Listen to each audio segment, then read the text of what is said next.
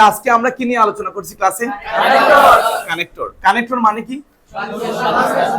বাক্য কি করা, মানে দুইটি বাক্যকে অবশ্যই কি করা, সংযোগ করা, মানে কানেক্ট করা।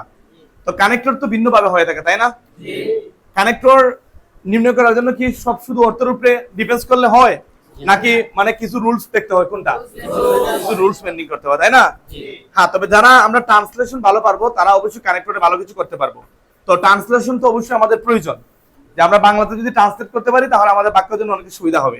তো কানেক্টরের মধ্যে আমরা ভিন্ন ধরনের কানেক্টর পড়েছি আছে, তাই না? আমরা আজকে কোন কোন কানেক্টর পড়েছি? এন্ড পড়েছি, বাট পড়েছি, নট অনলি, বাট অলসো পড়েছি, বোথ ডট, এন্ড পড়েছি, সো পড়েছি, আদারওয়াইজ পড়েছি, হু পড়েছি, উইজ পড়েছি, তাই না? আচ্ছা, তো আমরা সবাই বলি যে এন্ডটা আসলে কোন এন্ড কানেক্টর কোথায় আমরা বসাবো? কোথায়? বাক্যের মধ্যে মধ্যে কি থাকবে? হ্যাঁ, বাক্যের মধ্যে শূন্যস্থান থাকবে, তবে আগে এবং পরের যে অর্থ এটা কি এক মানে সিমিলার থাকবে নাকি ভিন্ন থাকবে? সিমিলার থাকবে, তাই না? আচ্ছা, বাট কোন বাক্যের মধ্যে বসবে? বাক্যের মধ্যে শূন্যস্থান থাকে, আর বাক্যের আগে পরে অর্থ কি এক থাকবে নাকি ডিফিকাল্ট থাকবে? যদি ভিন্ন থাকে তাহলে কি এন্ড বসে নাকি বাট বসে? বাট বসে। নট অনলি বাট অলসো অর্থ কি? নট অনলি বাট অলসো মানে কি? মানে কি শুধু এটা না, শুধু এটা নয়, এটাও নাকি? I am not only a student but also a teacher. আমি শুধু স্টুডেন্ট না, আমি একজন মানে একজন শিক্ষক, এভাবে। তো এখানে আমরা যদি দুইটা বাক্য আমরা দেখি, একটা বাক্যের মধ্যে যদি কয়টা শূন্যস্থান থাকবে, মানে একটা বাক্যের মধ্যে কয়টি শূন্যস্থান থাকবে, তাহলে প্রথম শূন্যস্থানে কি বসবে? Not only. আর পরেরটার মধ্যে কি বসবে? আবার অন্যথায় কিন্তু যদি অর্থ একই প্রাধান্য করে তখন আমরা কি বসাতে পারবো? আমরা বুথ ডট এন্ড বসাতে পারবো, সেম। আচ্ছা, প্রথম যদি আমরা শূন্যস্থান তাক মনে করি, এক জায়গায় আমরা শূন্যস্থান পাচ্ছি একটা শূন্যস্থান বাক্যের মধ্যে, আর তার পূর্বে নট অনলি লেখা আছে, তখন আমরা পরবর্তী শূন্যস্থান আমরা কি বসাবো?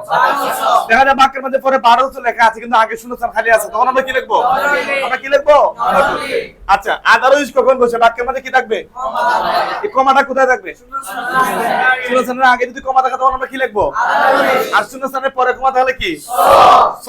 তবে সম্ভাবনা খুব বেশি স হওয়া, ঠিক আছে? অন্য কোনো ক্যারেক্টার হতে পারে, তবে শূন্যস্থানের পরে যদি কখনো কমা থাকে আর সুতরাং ও এতএব নতুবা এগুলা বুঝায়, তখন আমরা কি লিখবো? এখানে স লিখবো।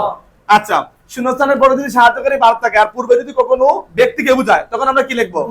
আর যদি বস্তুকে বুঝায়, বস্তুকে বুঝায়, ব্যক্তিকে বুঝায়, আমরা এই শূন্যস্থানের মধ্যে আমরা হু লিখবো। তবে হু বা উইজ কি আমরা বাক্যের শুরুতে বসাবো নাকি মধ্যখানে? কানেক্টর হিসেবে আমরা কি বাক্যের শুরুতে বসাবো নাকি মধ্যখানে বসাবো?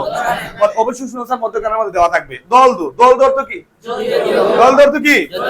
দলদু বাক্যের কোথায় বসে? শুরুতে। কোথায় বসে? দলদু বাক্যের মধ্যে অবশ্যই কি থাকবে? কমা দেওয়া থাকবে। কি থাকবে? কমাটা কি এক বাক্যের পরে থাকবে নাকি দুই বাক্যের পরে? এক বাক্যের পরে কমা থাকলে এটা আমাদের দলদু বসে। তবে আবার যদি কখনো একই সাবজেক্টকে যদি বুঝায়, যদি মানে কোন শর্ত যদি বুঝায় তখন আবার ইফ বসে। তখন কি বসে?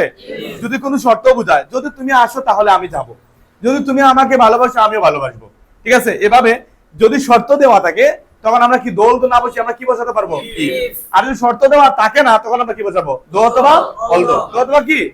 তাহলে কি এটা ক্লিয়ার আজকের এই ক্লাস আমাদের? সবাই কি ক্লিয়ার? সত্যি? ওকে, ভিডিওটা কাটো।